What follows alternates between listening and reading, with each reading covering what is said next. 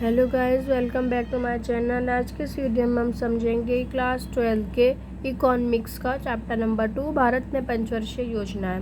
इससे पहले वाली वीडियो में मैं आप लोगों को ऑलरेडी पूंजीवादी अर्थव्यवस्था समझा चुकी हूँ। सो आज हम इसका नेक्स्ट पार्ट समझेंगे, डेट इज समाजवादी अर्थव्यवस्था।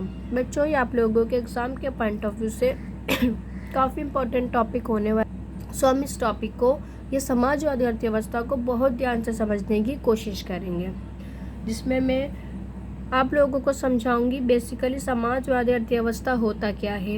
इसके बाद हम समझेंगे इसकी विशेषताएं, इसके बाद समझेंगे इसके गुण जिसे मेरिट कहा जाता है, देन फिर लास्ट में अवगुण जिसे डीमेरिट भी कहा जाता है।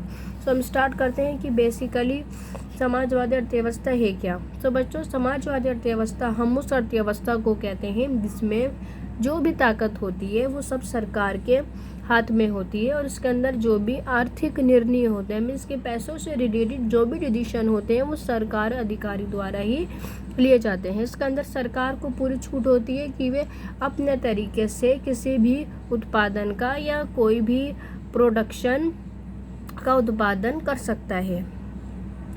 इसके साथ ही जो भी उत्पादन के साधन होते हैं, मीन्स की प्रोडक्शन ऑफ रिसोर्स होते हैं, उन सब पर सामाजिक स्वामित्व होता है। मीन्स कि उसको इस तरीके से उत्पादित किया जाता है जो समाज के लिए फ़ायदा हो, सामाजिक कल्याण हो। और साथ ही जो बच्चों उसका एकमात्र उद्देश्य होता है वो सामाजिक कल्याण होता है। सामाजिक कल्याण को अधिकतम करना होता है या सामाजिक कल्याण को प्राप्त करना होता है।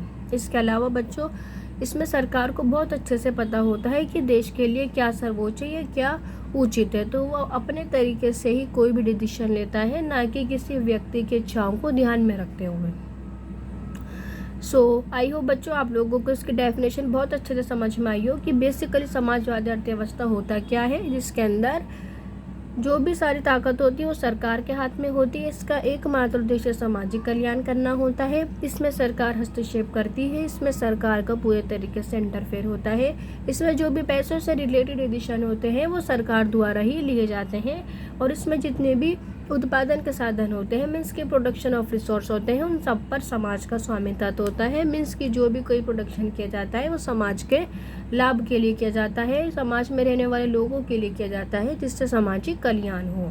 सो आई होप बच्चों ये आप लोगों को बहुत अच्छे से समझ में आया हो कि बेसिकली समाजवादी अर्थव्यवस्था होती क्या है।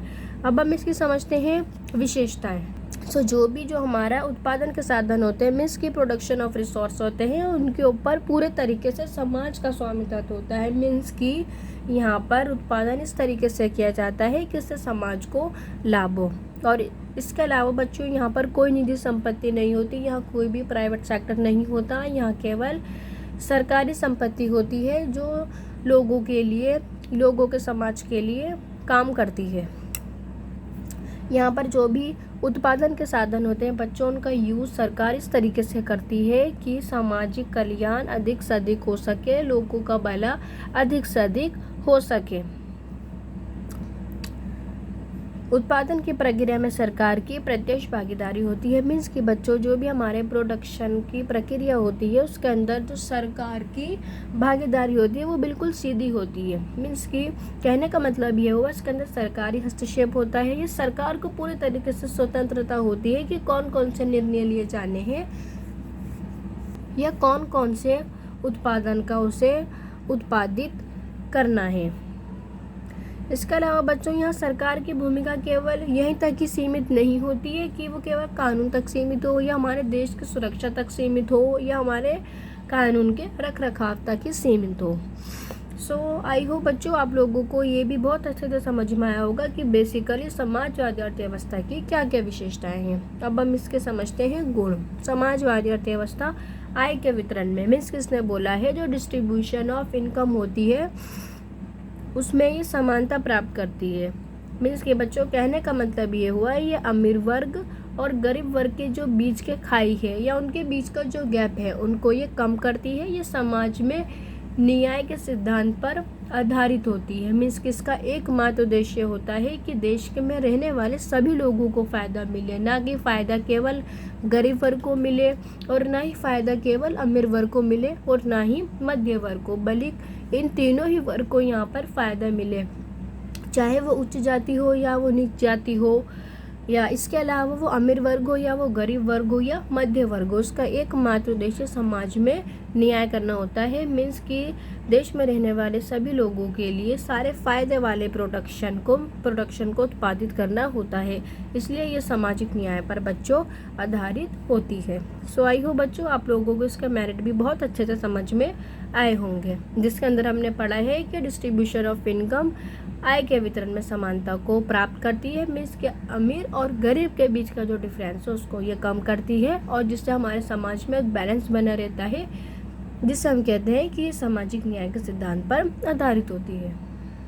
लास्ट वाले समझते हैं बच्चों इसके अवगुण डिमेरिट। सो बच्चों इसका एक डिमेरिट ये हुआ, इसके अंदर जो हमारे जीडीपी में इसका योगदान होता है वो बहुत कम होता है, या इसकी जो प्रक्रिया होती है वो बहुत धीमी होती है।